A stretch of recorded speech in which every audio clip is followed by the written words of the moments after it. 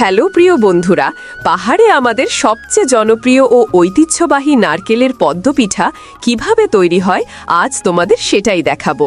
প্রথমেই ঘরে থাকা নারকেল ভেঙে শক্ত খোসা ফেলে দিই। এরপর এর ওপরের কালো অংশ কেটে নিই, যাতে পাই একেবারে পরিষ্কার ধবধবে সাদা নারকেল। পানিতে ভালো করে ধুয়ে নিই সেই শুভ্র নারকেলগুলো, তারপর কুচি করে ফেলি আর পাথরের তৈরি চাকিতে ধীরে ধীরে পিষে বানাই নরম মোলায়েম পেস্ট। এবার এই পেস্ট পরিষ্কার সুতি কাপড়ে নিংড়ে আলাদা করি নারকেলের দুধ আর শুকনো ঝুড়ো নারকেলগুলো বিছিয়ে দিই ঝলমলে রোদে শুকাতে।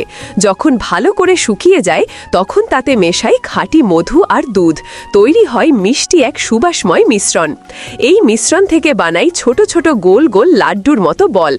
এবার লাড্ডুগুলোকে কুরকুরে করতে নিই খানিকটা ময়দা, চিনি, মাখন আর নারকেল পানি। আলতো হাতে মেখে বানাই নরম আটার ডো ভাগ করি দুই ভাগে। এক ভাগে মেশাই খাওয়ার উপযোগী লাল রং। এখন এই ডো থেকে ছোট ছোট গোল লেচি বানাই।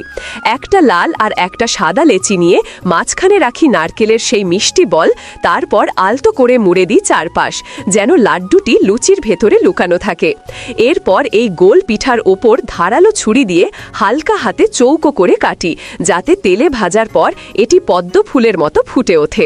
এবার গরম তেলে ছাড়লেই ধীরে ধীরে ফুলে উঠবে আমাদের পাহাড়ি ঐতিহ্যবাহী নারকেলের পদ্মপিঠা, সোনালি রঙে ঝলমলে, মন ভোলানো গন্ধে ভরা।